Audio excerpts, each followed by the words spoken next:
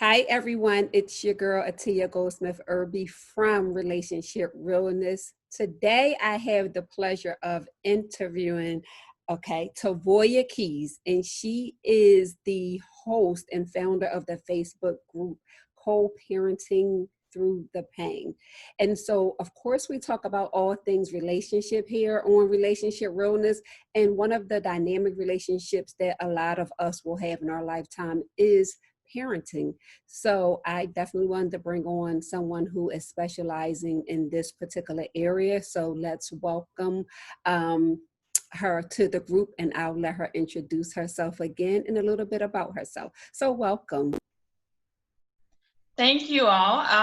Again, my name is Tavoia Keys. I have two lovely children, one in which that I gave birth to, my son, and I'm also co-parenting my beautiful bonus daughter, who her father and I are helping to raise with her mother. So, okay, so let's just jump right into it. It's an interesting Facebook group, I might say. So, co-parenting through the pain. Why this Facebook group, and why the need for this Facebook group? I felt the need for this group because for myself, I grew up with just being in my mom's house, and my father, her and my father, they raised me separately, and that was challenging in itself. But my mom never ever spoke negatively about my father. And then I came into a situation where I had my son, and at the time, his father and I were not together. And that was the hardest, challenging situation I had to deal with. And with that, I met a lot of mothers who were dealing with the same situations, and they didn't know how to cope and didn't understand how I was able to do co-parenting with my son's father for 5 years without going crazy and without having any complications. So I felt the need to make sure that women had an outlet to share with each other, as well as get some advice from myself and other women who are dealing with the same situation.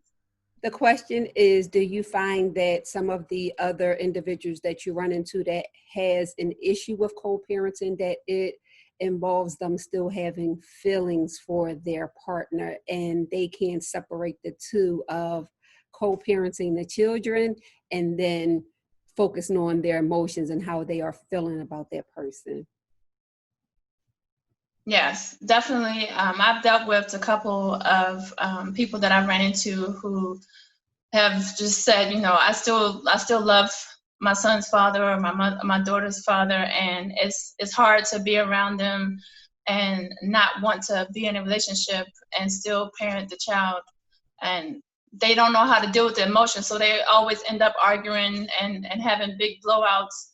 And it's hard because the child is sitting there watching those interactions, and it's not doing them any good. So what I've been able to share with others is that one thing that I had to work with myself is to find out what the root of your pain is coming from. And if you do still love that person, you have to work through getting through those emotions so that you can have a good communication with them, because at the end of the day, all that matters is that you're both able to work together to raise your child and show that child that you both love them equally.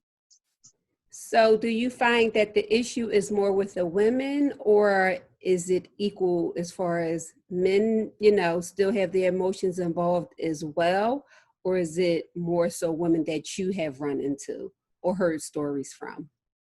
I've actually ran into a couple of fathers who have had issues with, still having feelings for the mother of the child. But I've seen that a lot of men, they kind of put on a big facade on how they really feel. So instead of telling the woman, I still love you and, I wish we can work through these issues, they come off angry and like standoffish or don't want to communicate. And that's another thing that's hurting the child. So I've said to them too, I'm like, you want to be in this relationship with the mother, but you're not sharing how you feel. Like, if you're able to talk through that and see if that's something that you guys can can look into so that you can have that one household, then that's something that you should be open about speaking.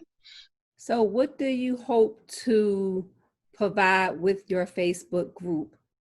For, is it just for women? Is it for both? What do you hope to provide from providing that space for individuals?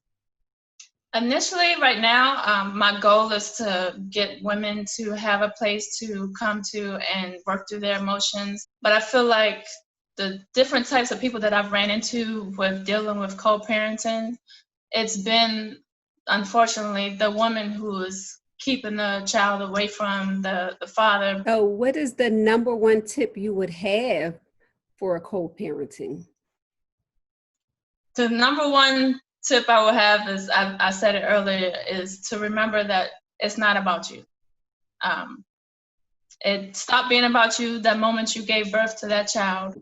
What type of resources you plan on bringing to the group, and what is the process for someone who wants that safe place just to have those discussions, or just, sometimes we just have to run a scenario by some trusted people, right? And you want to kind of build a community, like, am I tripping, or, is my emotions into this? And a couple of things that I'm going to introduce to the group is videos weekly with me describing different areas that I feel are important that come up in regular conversation with other mothers and fathers.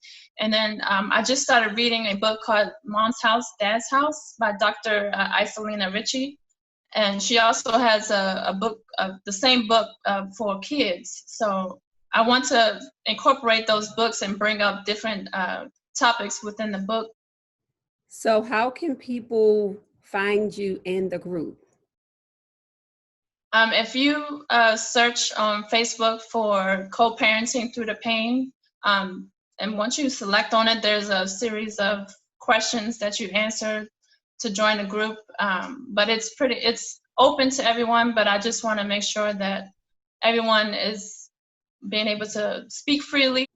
Okay, so I definitely want to thank you for just sharing that space, because I think that's one of the spaces that is overlooked, and a lot of people may feel like, oh, I don't want to, complain or be telling my story. But if you have a community where a lot of people are going through similar things, or even want someone who has gotten past that can actually share some input and advice, as well as their resources that they use in addition to you, that would be very, very helpful, because sometimes it takes years to really come to an agreement between parents. And within your group, they can reach that space a lot sooner.